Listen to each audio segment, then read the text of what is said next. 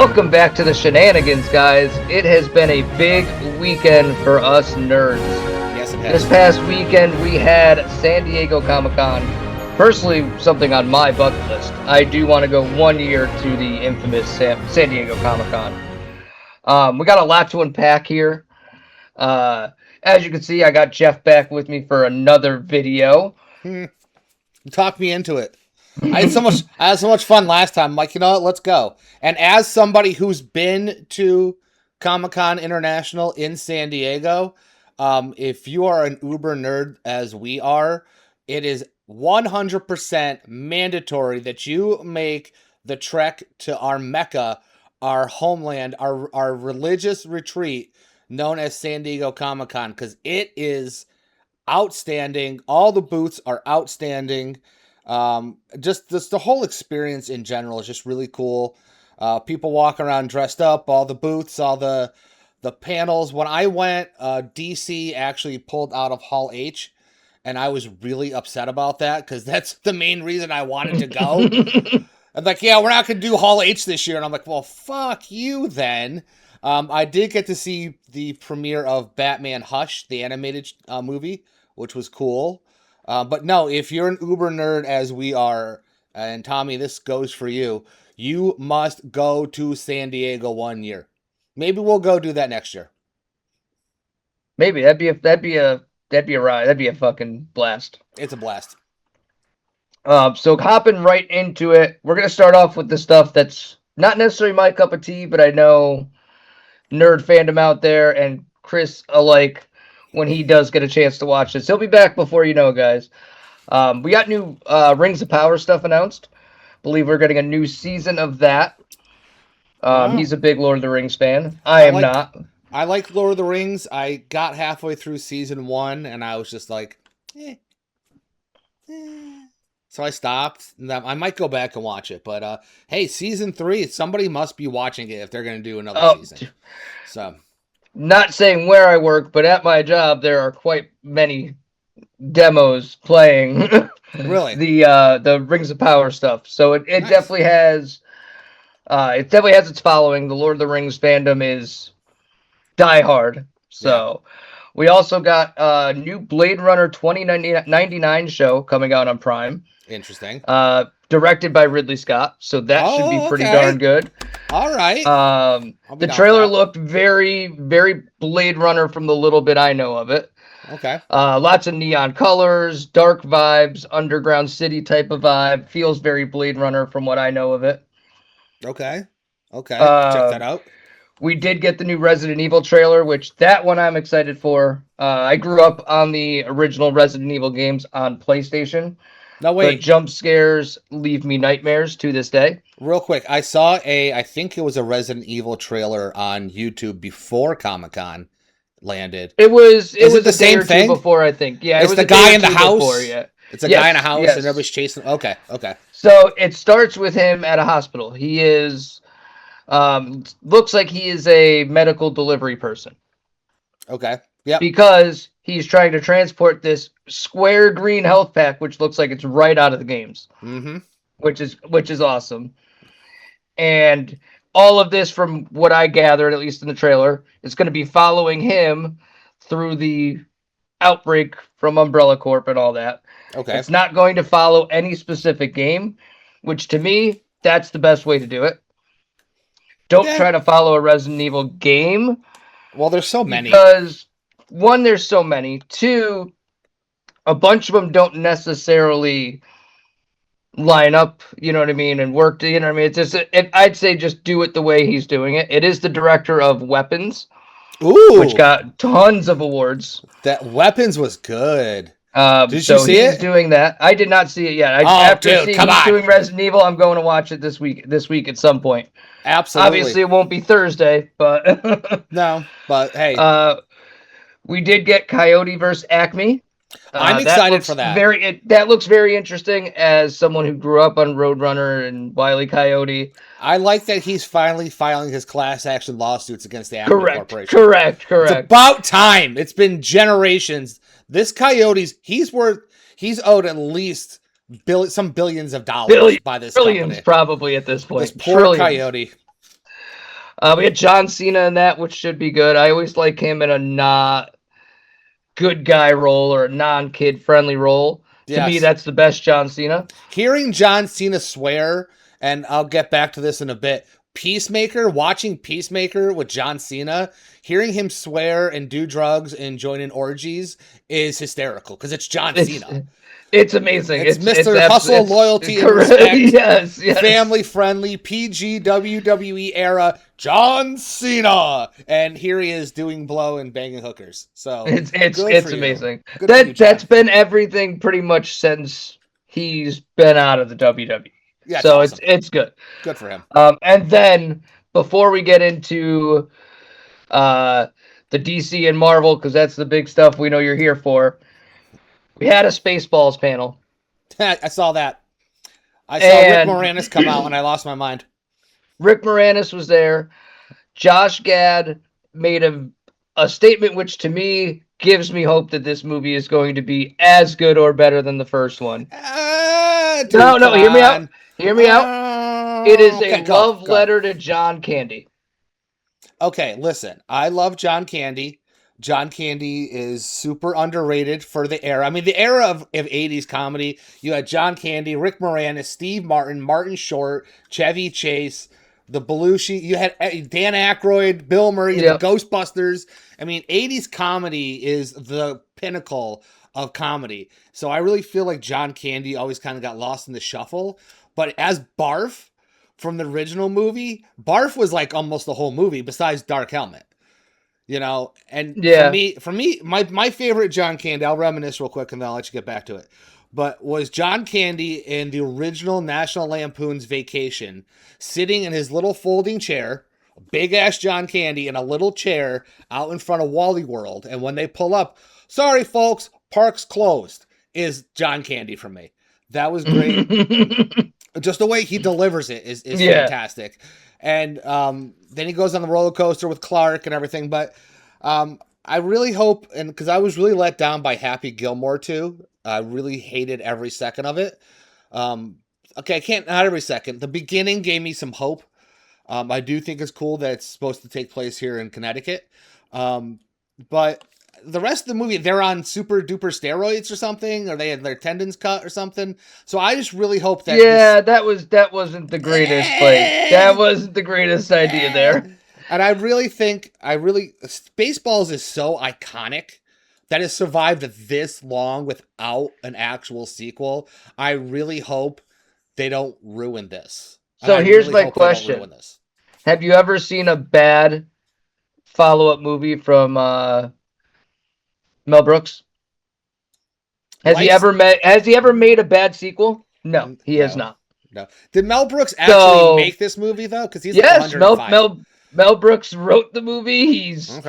He's voicing Yogurt again. Yes, he is. I saw that. He's like 105. He is. How he's still alive and doing it. More props to you, Mel. I love it. I'm happy for you. Mel Brooks is a genius. If you don't believe me, any of you youngsters out there, if you're not uber offended by things, go back and watch Mel Brooks movies. Young Frankenstein's great. Blazing Saddles is amazing. I think his most iconic film has to be Spaceballs because the general audience can watch it. I love Spaceballs. Holy Grail. I think Monty Python and the Holy Grail is probably the biggest. He didn't write that, did he? Yeah. Brooks he did all the Monty Pythons. Are you sure? Yeah. Somebody check us in the comments. I don't know. Just like Life of Brian, that's a Mel Brooks movie too. History of America, Mel Brooks. They're all of the Monty Pythons are Mel Brooks. Life of Brian is fantastic. That's a great one as well. Yes, it is. But on to what we're really here for, the meat and potatoes. We got DC and Marvel. Yes. My first immediate question, how much did DC let us down this year? Shut up! Scale of 1 to 10. Enough! You being the DC guy, how much did they let you down? I'm going, so 10 is they totally let me down, and 1 correct, is correct. I'm going to give it a 7. Oh, that's pretty up there. Yeah, you have your little Tommy Tsunami scale during that's fair. I'm going to give it a 7. I know you have high hopes for DC, so I you know what? At this point, I'm kind of just I'm not rooting for it. I can't really root for it anymore. I've given DC so much time and money. I named my oldest son after Superman, for God's sakes. I mean, I have to date. Yes, I have to date every single live action DC film, including the Life is Beautiful or Wonderful or whatever the spin-offs they made and whatever. I really want something concrete from these guys, and I hate to sound like a Snyder bot, but I really loved Henry Cavill as Superman. So when James Gunn brought the other guy out, yeah, he was good. He's a good actor. He plays the small town boy very well. He doesn't look like him, and I'll leave it at that. I understand DC is totally the comic book company. They do create the books the best. No offense to anybody who still reads Marvel. I'm not even sure if Disney makes Marvel comics anymore. But I do love me some Scott Snyder, Batman, Mr. Miracles, which is coming in animated form, which I'm kind of... Ooh, okay. Yeah, I didn't see any animated stuff from them, which was very weird. They do great animated stuff. They really do. I know Batman Nightfall is going to be a 3-parter, but they announced that before Comic-Con hit. Yeah, I was surprised. Like, we got no animated stuff.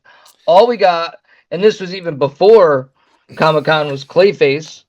Which I'm excited for. That looks really dark and I'm gonna wait twisted. I'm excited for that. I'm gonna wait for direct to HBO Max on that one. I'm just gonna sit and I love my HBO Max because it's got everything that I like. That's fair. It's gonna be a direct to HBO Max for me. It looks cool.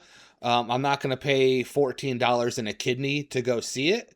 That's the big thing with movies now. It's so expensive. Well, and not for nothing, I'm going to trail off for a bit. That's why Masters of the Universe is the #1 streaming movie in the entire world right now, because nobody wanted to pay a lung to go see it. I mean, who wants to? I saw Supergirl in the theaters, and I really could have waited for the HBO Max release on that one. What really got me was the Lanterns trailer.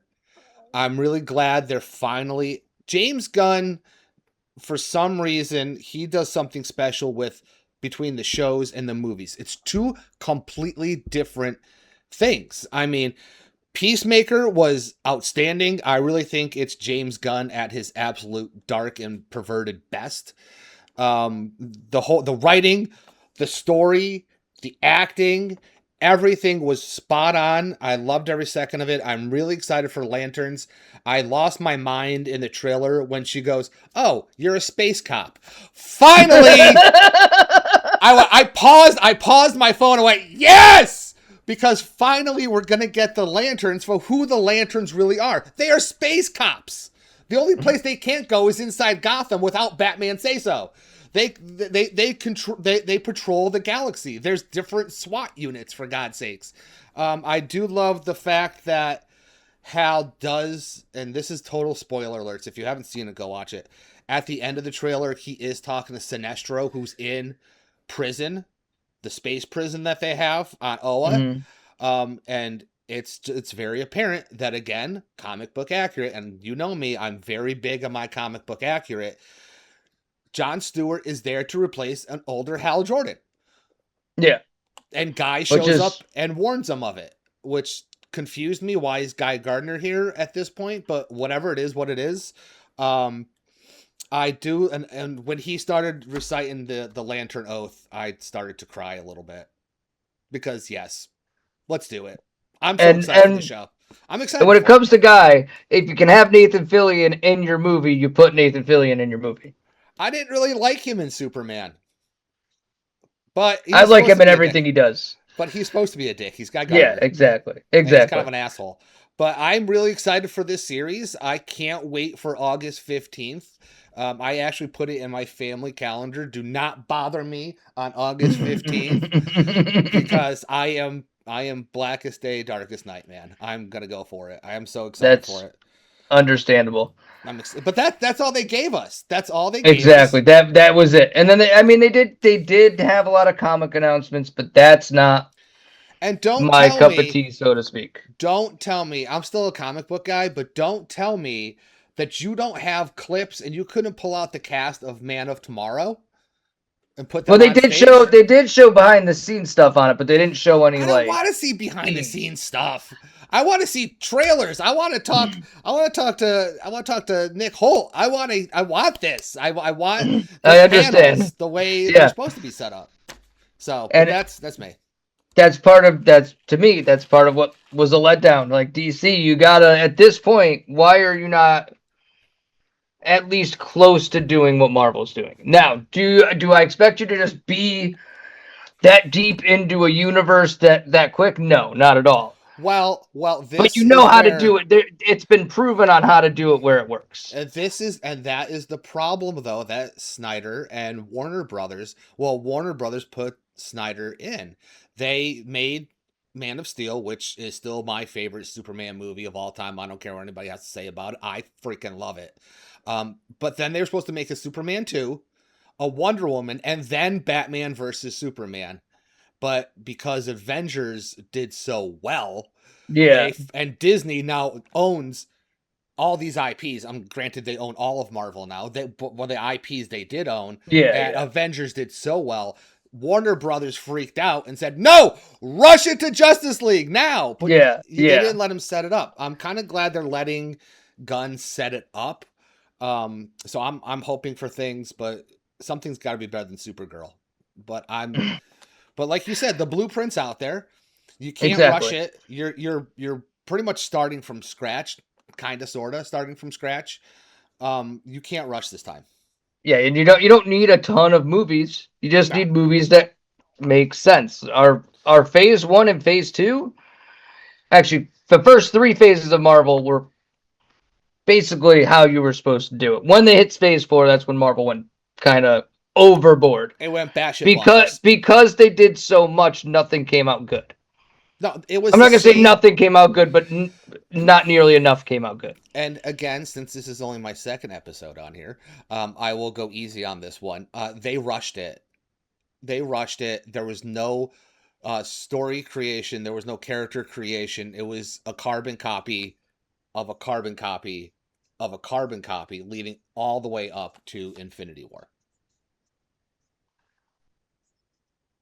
So Everything after, I mean, Age of Ultron was terrible, but Age of Ultron led us into the modern Marvel universe. That's why I have always said, besides phase one, Age of Ultron's probably the most important MCU movie because it sets everything up. It really sets everything up. And here we are. I mean, yeah. Again, I think getting from Age of Ultron to Infinity War, they were fine on how they did it. I don't think they really screwed up from there to there. I just think once we had lost everybody, they kind of went into what I mean, freak out mode. Yeah. We've got to make all these new characters so people have somebody to fall in love with. But when you make all those shows and everything, and you don't give us, what I mean, something to fall in love with, it's wasted.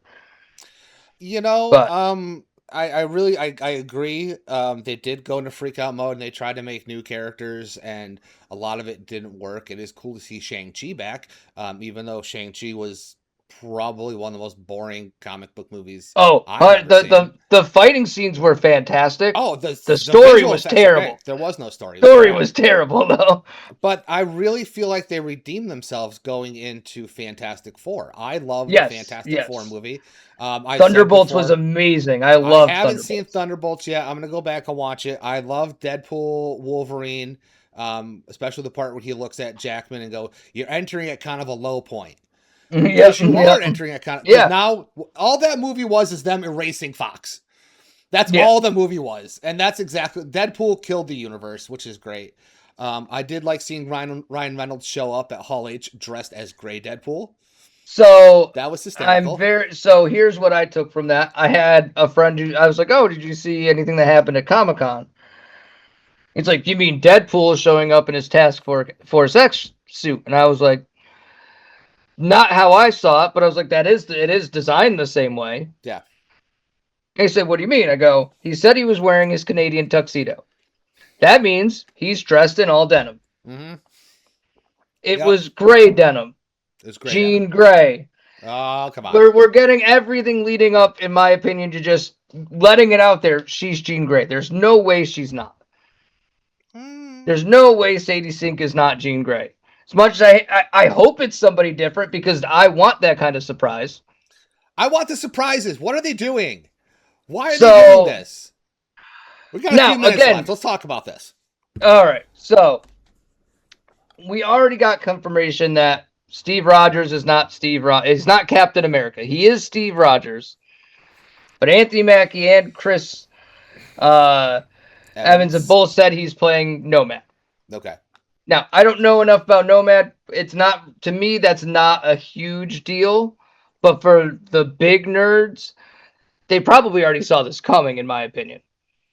But I get the point. Like, we should have gone in and we should have thought that was Captain America. I thought it was That's my Captain opinion. Hydra, but that's me. Or either way, or even if you thought it's Captain Hydra, we shouldn't go in knowing who he is. No, we should. That to me that ruins it. We shouldn't know anything. We should see the cast. They should talk about the movie, drop some Easter eggs like they did last year. They had a whole bunch of Doom bots come out, and then Robert Downey Jr. came out and took the mask off. And surprise, I'm Doctor Doom. Which and is that's fine. what I think. But I don't think they tell were me doing these that things. that's what I think the Latverian witches were for. Rather than Yes. putting them on stage, they swapped those out every day and had a different statue there. Like I think they had 2 or 3 of them, and they rotated them out. And then on the last day, one of them was Doom. Okay. So that's where I think we are going to get the Latverian witches. That's how we're going to get Scarlet Witch. I think it's a good way for us to get maybe even Agatha back, or female Loki from the Loki series. Okay. It's a way we can bring back some people that we don't expect to come back. If we're pulling out of the timeline jumps, then yeah, that makes sense. Agatha, Scarlet Witch, preferably the one from what's the movie I'm thinking of? A Multiverse Well, there's of also Madness and yeah, female Loki. exactly. Okay.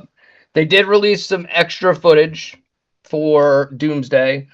Just some quick ones that really stood out to me. There's a scene where Susan says, "He's always been the smartest in the room. He used to be different." Another line, "He used to be kind." Obviously talking about Victor Von Doom. Mm-hmm. So we know they already... Now, we don't know when this is taking place because this could be them figuring it out halfway through the movie. Who knows? The big thing, though, was a lot of Sue, Reed, and Doom in that trailer.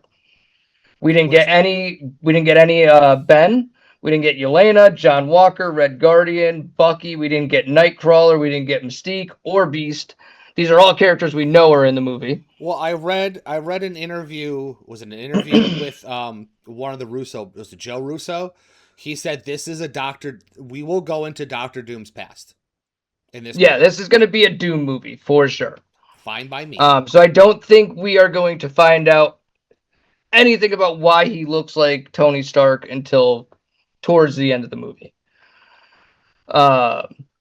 We did get Haley Atwell joining the cast on stage, so that confirms we will be getting Peggy Carter. Okay. So that's cool. Okay.